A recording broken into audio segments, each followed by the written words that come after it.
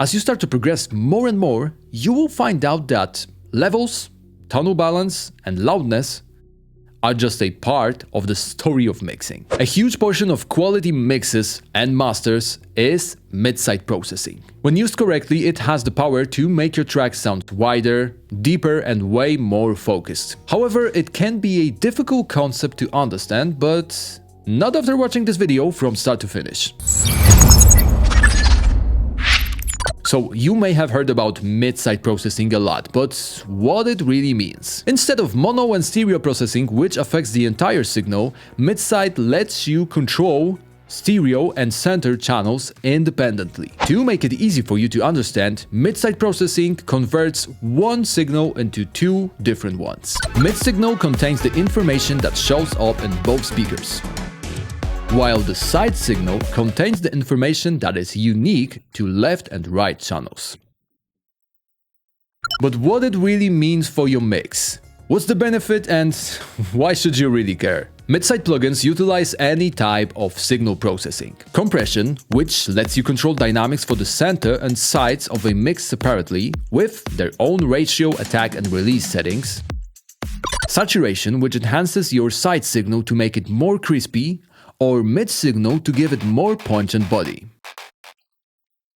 Time-based effects like delay for super spacey effects, and so on. But the most common and easy to understand concept of mid-side processing is EQing. Just a quick heads up before you start using mid-side processing. Using it excessively can make your track sound overhyped and exaggerated. Even worse, it can cause phase problems. And do I really need to say that, just like with all things in mixing, you should start with gentle settings? Although it's always up to your creative decision when mix starts to sound exaggerated, when it comes to phase problems, a metering plugin like Levels will help you a lot to identify them. Stereo field panel glowing red means that you need to double check your decisions, either by listening to tracks in solo or using built-in filter. And now let me show you how to use mid-side processing in Mixroom EQ. So start with adding EQ band by double-clicking on the main window. Adjusting the band Q is as easy as clicking and dragging the top or bottom bracket. Adding or removing gain is possible by clicking and dragging the band.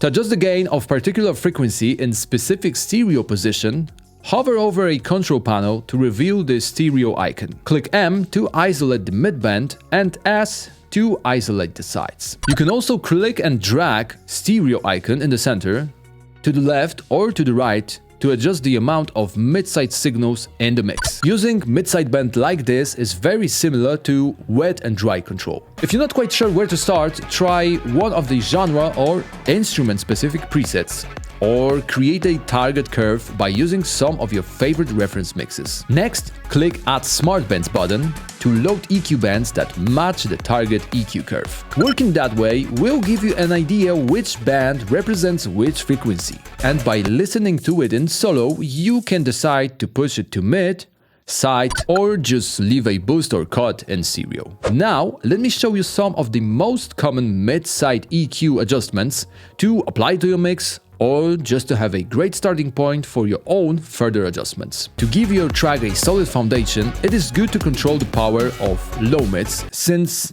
that's where the foundation of the mix is. Start by creating a band near the bottom of the frequency spectrum, around 500 Hz. Change mode to mid and start adjusting accordingly. If your track is feeling weak, boost this band to give more power by centering the low mids. If your track is sounding bloated, attenuate it to clean up muddiness. A no-brainer is bringing out the highs of your mix. Create a band at the top of the spectrum. Click S to filter sides only, and then click the bell icon to convert the band into a shelf. Give the frequencies above 10 kHz a subtle boost to add air and space to your mix.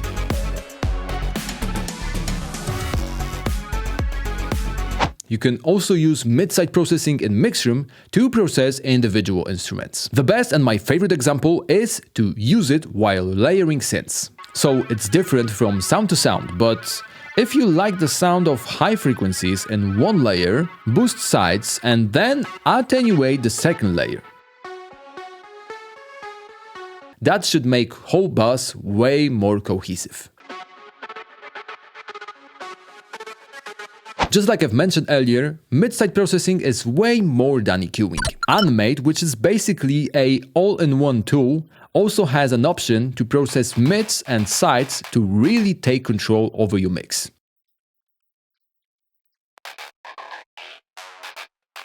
I hope that after watching this video, you will step into the world of mid-side processing with way more knowledge and self-confidence. If you want to follow exact steps I did, and you don't have Mixroom already, go visit our website and grab a 15 days free trial. If you really enjoyed this video, remember to leave a like and subscribe if you haven't already. Stay tuned for more tips and happy mixing!